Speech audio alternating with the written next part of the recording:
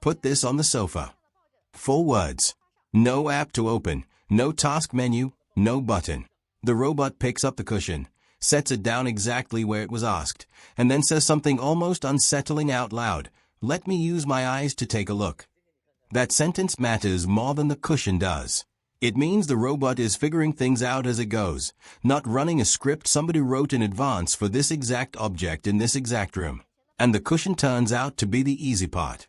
Next, it's standing at a medicine cart.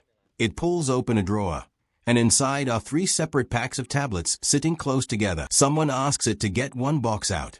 It doesn't grab the nearest one or fumble between the 3. It picks out a single box, lifts it clear of the others without disturbing them, and sets it down on the table. That's not counting. That's picking one specific object out of a pile of near duplicates. Then someone points at a shirt and asks it to put that in the basket. The robot doesn't need the shirt described or pointed out twice. It reaches down, identifies the fabric out loud, and picks it up the way you'd pick up something you didn't want to wrinkle, not the way you'd grab a box. It carries it a short distance and lowers it into the basket instead of dropping it in. A soft, shapeless object that changes form the second you touch it is one of the hardest things for a robotic hand to grip, and it handles it like it's done this 100 times.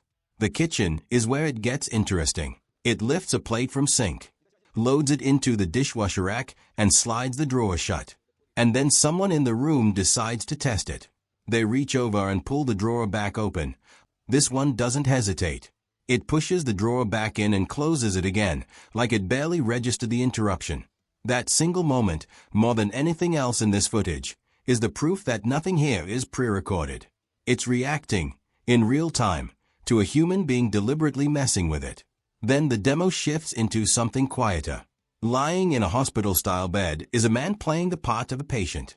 He asks the robot to raise the bed. The robot reaches for the hand crank at the base of the bed and starts turning it, smoothly, adjusting the height exactly as asked. When he tells it to stop, it stops immediately, mid-turn, no overshoot. It's a small, almost boring-looking task, and that's exactly the point. Adjusting a hospital bed on command, and stopping the instant you're told to, is a more honest test of whether people could trust a robot near a sick relative than any dramatic rescue footage could ever be. Here's what actually ties all of this together. A cushion, a single tablet box pulled from a cluttered drawer, a shirt that deforms the moment you grip it, a plate that can chip, a drawer someone deliberately sabotaged, and a bed crank that has to stop on a dime. 6 completely different physical problems, and one AI model handled every one of them, live, from spoken sentences, with no engineer swapping code in between scenes. That's also why this isn't the $13,000 Unitree robot you've probably seen doing backflips or gliding around on ice skates online. Picking a single box out of a cluttered drawer, holding fabric without crushing it, recovering instantly from someone messing with a dishwasher, turning a crank to a precise stop, all of that takes dexterous, multi-fingered hands.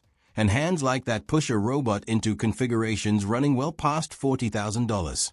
This is still a research machine, not something showing up in stores, but the price gap says a lot about where the real bottleneck in home robotics actually sits. Because robots have been able to walk, spin, and throw a punch for a while now. Videos like that go viral, but none of them get anyone out of a caregiving shift or an actual chore. What would is a robot that can move between 6 unrelated physical tasks inside a real house, recover when a human disrupts it mid-task, and stop the second it's told to? This footage doesn't prove that problem is solved. It proves the gap just got smaller than it was a few months ago. Every year there are more people who need help at home than there are hands available to give it. That's not a robotic statistic. It's just where things are heading demographically, and it's exactly the gap this kind of machine is being built to fill. Not by replacing a nurse or a home health aide outright, but by picking up the physical load around them, so the humans in the room have more time for the parts that actually need a human. So the question isn't really whether a robot can learn to do your chores anymore. It's how soon one of these ends up in a house where somebody needs more than chores done, and whether we're actually ready to let a machine get that close.